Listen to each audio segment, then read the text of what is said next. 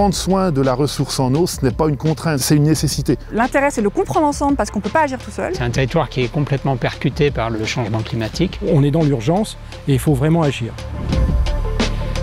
2018, 2019, 2020, sur ce territoire rural, agricole, forestier, industriel, bassin versant de la Somme et de la Roue, les sécheresses à répétition ont provoqué de fortes pressions sur la ressource en eau.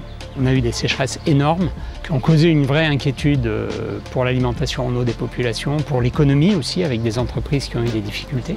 On n'était plus exactement le château d'eau qu'on pensait être. On a régulièrement des assecs de ruisseaux, une rivière avec des débits qui sont vraiment très très bas. On voit vraiment une évolution du climat sur nos exploitations. On a besoin de cette ressource en eau en tant qu'abreuvement et sur nos sols. Du Grand Charolais au bassin minier Creusot-Monceau, en passant par le Grand Autunois, ce vaste territoire regroupe 5 intercommunalités, 152 communes, 78 000 habitants et des usages de l'eau à concilier. Tout le monde est concerné, hein. L'eau c'est la vie, c'est un bien commun, un enjeu pour qu'on puisse fonctionner ensemble sur ce bassin versant et dans les meilleures conditions. Mais pour avoir l'action, il faut comprendre les peurs et les besoins de chacun. On ne peut pas aller vers la solution sans au préalable avoir déjà posé les constats et les avoir partagés ensemble. Alors, pour comprendre, informer, expliquer, le syndicat mixte des bassins versants de la Roue et de la Somme a mis en place des ateliers de concertation, 9 en moins d'1 an, 3 par zone géographique, destinés aux représentants de 80 structures différentes. L'idée, c'était un partage de positions, un partage de visions. On avait les institutions, les collectivités, des représentants du milieu agricole, du milieu forestier, des associations, des fédérations, des gestionnaires eau potable, des élus. Près de 100 personnes ont participé aux ateliers, copilotés par le CPE Pays de Bourgogne, expert en accompagnement des territoires à la transition écologique.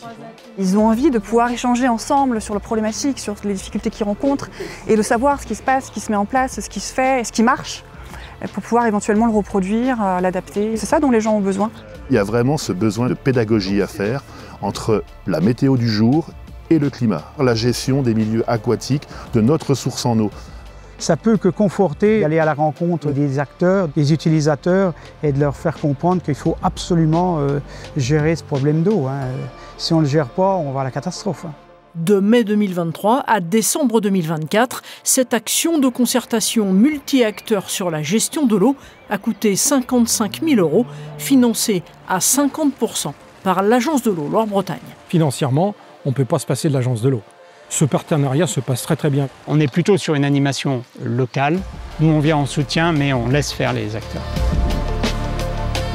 On a 4 grandes thématiques qui sont ressorties sur le territoire, les questions de production, production agricole, production forestière, d'aménagement du territoire avec tout ce qui est urbanisme, occupation du sol, gestion des eaux pluviales, tout ce qui touche à l'eau potable, à l'assainissement, la biodiversité, au fonctionnement des cours d'eau, des zones humides. L'idée, c'est vraiment d'être dans la transversalité aussi, de faire le lien avec les PLU, les projets alimentaires, de mettre cette thématique eau un petit peu au cœur de toutes les préoccupations. Nous, en tant qu'Agris, ce qu'on peut faire, c'est travailler sur la préservation de la ressource en eau, sur les milieux humides, sur les drainages, sur les captages. C'est un vrai travail de sensibilisation, notamment au niveau du monde agricole. C'est de nouvelles pratiques, un nouveau rapport à l'eau, et il faut apprendre tout ça.